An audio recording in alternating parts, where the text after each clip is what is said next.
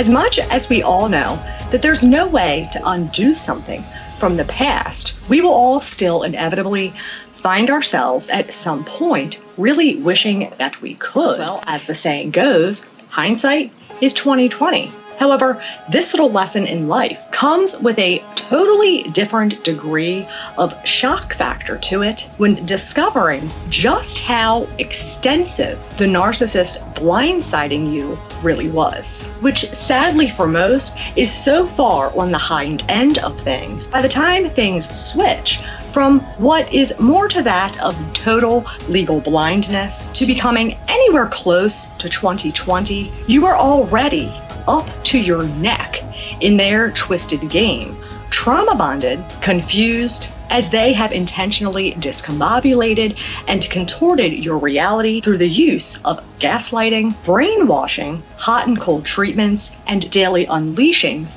of psychological warfare, leaving you to feel like such a damn fool for not seeing it, trying to rehash everything that they said, everything that they did, from the empty promises to the fake plans that they blew up your ass time and time again. But the real humdinger of a brain fuck comes from the fact that though you didn't have a run-in with Doc Holliday or some magic genie to grant you the chance of having a do-over, yet every single thing that you thought you knew about them and the entire past that you had with them, starting from day one, has not now only completely changed, but it was all just a lethal concoction of deception, illusions, manipulations, and fraud. Which, let me tell you, doesn't exactly do any favors on toning down the insane ping pong tournament that your thoughts seem to be having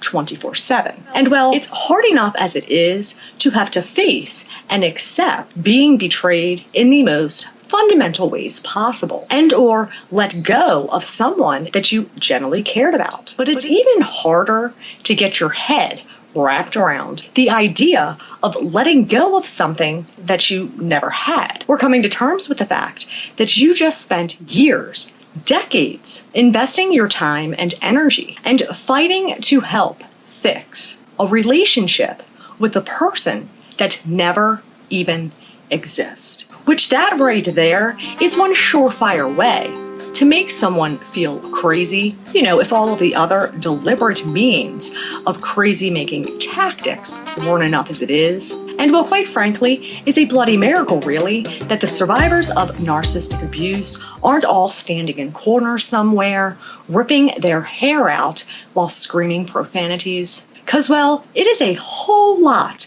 of a hot mess to have to grasp and accept without getting any means of closure or explanation. While the narcissist is out lollygagging and feeding a whole new persona worth of bullshit to the next unknowing participant that they intend to lure in to their twisted game of "you're gonna wish that you were dead by the time I'm done with you," which personally, for the longest time, I was caught up in this holding pattern, seesawing between not wanting to have to face the reality of it all in its entirety, because I knew deep down that it was going to suck monkey balls, and finding the courage to somehow face this reality in the eyeballs, only to then again begin feeling like a fool as my intuition was all but screaming its warning that this relationship had horrific nightmare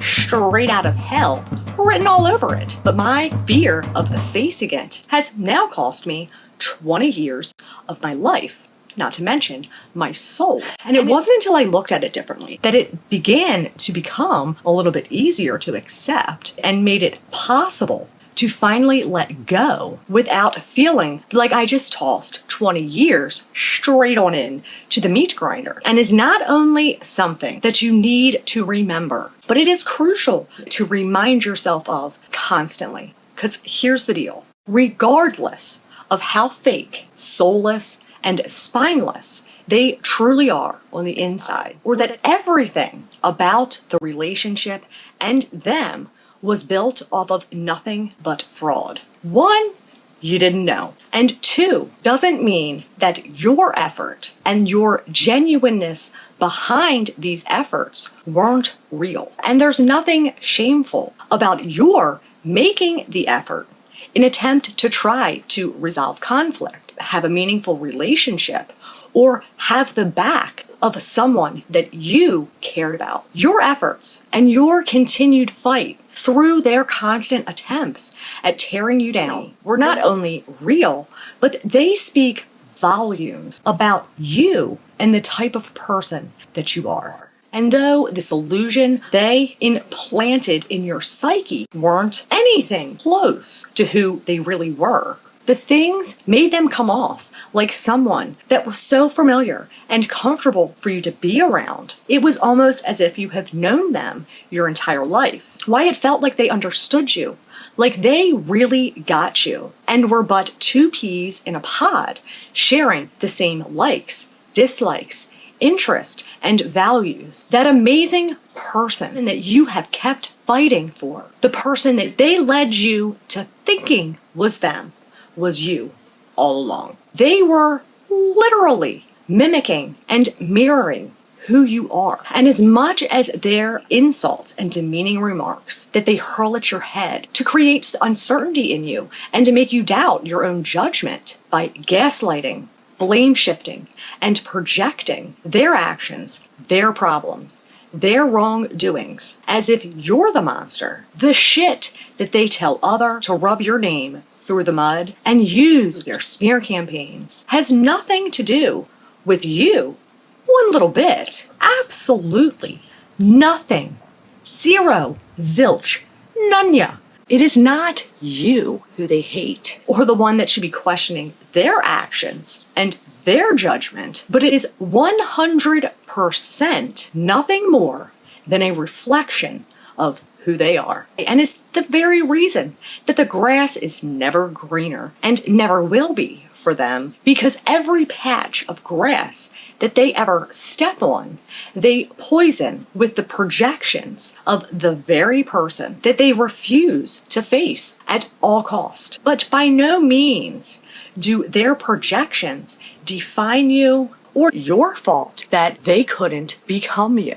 Whether or not they have a personality disorder does not give them or anyone else the right to deliberately set out to diminish your worth, rob you of your independence, and eliminate any and all joy from your life. Because as much as they want you to fight their internal unholy war for them, it's not a battle that you or anyone else can fight.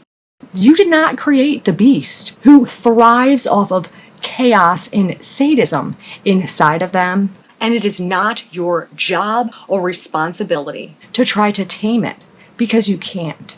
Nor does it make you a monster or a bad person to fight for yourself and to save your life, because no amount of love, compassion, empathy, energy, or effort could have or would have changed a damn thing. So fight for you. Take back the control. You be victorious for your rise up, and don't give them the satisfaction of watching you fall. Live the life that you were born to live and undoubtedly deserve. Love yourself enough to be free from all of their bullshit, because these creatures are nothing but hell in a pair of shoes. And when you dance with this kind of devil, they are not only going to step on your toes, but they are going to intentionally send you face planting straight on into the floor, tango right on over top of you, and break into the cha-cha as they annihilate your soul. Sometimes you just have to walk away and let people go. But when dealing with a narcissist, it would be far wiser to put a little giddy up in your 2-step in it right on out the door. Kick those dancing shoes off, strap on your Nikes, and run, baby, run at getting back your life, your sanity, and your freedom. Focus on you, because, well, fuck the narcissist.